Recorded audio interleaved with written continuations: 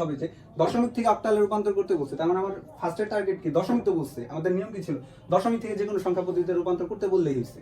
নিয়ম কি এটা, রেডিক্স পয়েন্টের পূর্বের সংখ্যাকে বেস দ্বারা ভাগ, রেডিক্স পয়েন্টের পরের সংখ্যাকে কি করতে হবে, বেস দ্বারা গুণ। সো এই যে দশমিক থেকে অক্টালে যেতে বলছে, অক্টালের বেস কত 8, তার মানে আমরা কি করব, রেডিক্স পয়েন্টের পূর্বের সংখ্যাকে 8 দ্বারা ভাগ করব এবং পরের সংখ্যা কি করতে করব, 8 দ্বারা গুণ করব। সো একটা এক্সাম্পলের সাহায্য নিই। সো আমরা একটা এক্সাম্পল নিতে পারি, যেরকম হচ্ছে 174.15 এটাকে আমাদের রূপান্তর করতে বললো কত, কিসে, অক্টালে। সো এখানে রেডিক্স পয়েন্ট কোনটা, এইটা। সো এটা হচ্ছে রেডিক্স পয়েন্টের পূর্বের সংখ্যা, এটা রেডিক্স পয়েন্টের পরের সংখ্যা। সো আমাদের নিয়ম কি, রেডিক্স পয়েন্টের পূর্বের সংখ্যাকে বেস দ্বারা ভাগ, অক্টালে রূপান্তর করতে বলছে, অক্টালের বেস কত 8, তার মানে আমরা কত দ্বারা ভাগ করব, 8 দ্বারা ভাগ করব। সো লিখি কত সংখ্যা আছে, 174 ভাগ কত 8, 8 কি 174 এর ভিতর যায়? এবার আমরা একটা টেস্ট করি। সো 174 ভাগ 8 কত, দশমিক আসে, মানে 21 পয়েন্ট সামথিং, তার মানে 174 এর ভিতর যায় না। তাহলে 21 ইন্টু 8, তাহলে কত, 168, তার মানে 168 এর ভিতরে, মানে 168 কে 8 দ্বারা ভাগ করা যায়।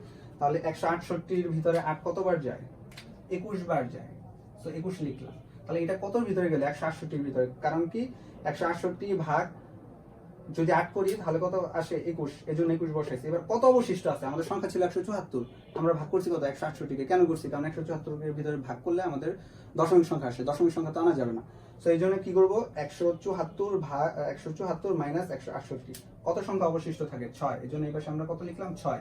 এবার 8 কি 21 এর ভিতরে যায়, যায় না তো, 8 দুগুণে 16, 3 8 24, তার মানে 3 বার গেলে 24, 3 বার যদি ভাগ করি 24 এর ভিতরে চলে যায়। তাহলে কতর ভিতরে যায়, 16 এর ভিতরে যায়। 8 16 এর ভিতরে কতবার যায়, 2 বার, 8 দুগুণে 16। অথবা আমরা কি করব, 16 ভাগ 2 কত হয়, 8, সরি 16 ভাগ 8 কত আসে আমাদের, 2। তার মানে আমাদের ছিল কত, 21, আমরা ভাগ করছি কত, 16 কে দ্বারা। তাহলে 21 মাইনাস 16 কত সংখ্যা আসে, অবশিষ্ট থাকে কত, 5, আমরা এই পাশে 5 লিখে দিলাম। এরপর আমরা কি করব, 8 দ্বারা 2 কে ভাগ করবো, 2 এর ভিতর তো যায় না, এই জন্য আমরা কত লিখবো, 0, আর এই পাশে কত ছিল আমাদের, 2 ছিল, 2 লিখে দিলাম। ঠিক আছে, এখন আমাদের হিসাব হচ্ছে, এটার নাম কি, MSB, আর এটার নাম LSB। আমরা যাই কোন দিক থেকে, MSB থেকে LSB এর দিকে। সো 174 সংখ্যাটার, দশমিক সংখ্যাটার অক্টাল রূপান্তরিত রূপ হচ্ছে 256। ঠিক আছে, এবার সংখ্যা তো শুধু 174 ছিল না, কত, 174.15 ছিল। ঠিক আছে, এবার আমরা কি করব, এই 15 কে আবারও, 15 তো দশমিক, দশমিককে আবারও অক্টাল সংখ্যায় রূপান্তর করব। সেই পাশে করি। সো কত আছে আমাদের, 0.15, এই যে দশমিকের পূর্বের সংখ্যা তো আছে, এই জন্য এটা 0.15 দিলাম, ইন্টু 8 যদি করি কত আসে, 0.15 ইন্টু 8 কত আসে, 1.2। অনেকে বলতে পারো যে এখানে গুণ কেন করলাম, কারণ নিয়ম কি, রেডিক্স পয়েন্টের পূর্বের সংখ্যাকে ভাগ, রেডিক্স পয়েন্টের পরের সংখ্যাকে কি গুণ। সো এটা রেডিক্স পয়েন্টের পরের সংখ্যা, এই জন্য আমরা কি করছি, বেস দ্বারা গুণ করে দিছি। সো 1.2 আসে। ঠিক আছে, সো এটাও পূর্ণ সংখ্যা, চাইলে আরো করতে পারি, কত আসে, 0.2, এটাকে আবার কত দ্বারা গুণ করবো, 8 দ্বারা, তাহলে 0.2 ইন্টু 8 কত, 1.6।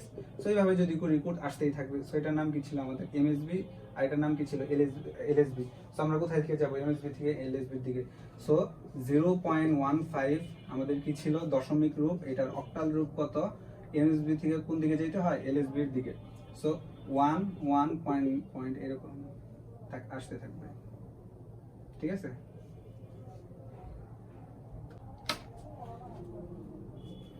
সো আমরা হচ্ছে রূপান্তর করলাম কি, দশমিক থেকে অক্টালে। সো পুরো ফুল সংখ্যাটাকে যদি আমরা লিখতে চাই, ফুল সংখ্যা হচ্ছে 174.15, এটার হচ্ছে দশমিক সংখ্যার অক্টাল রূপ।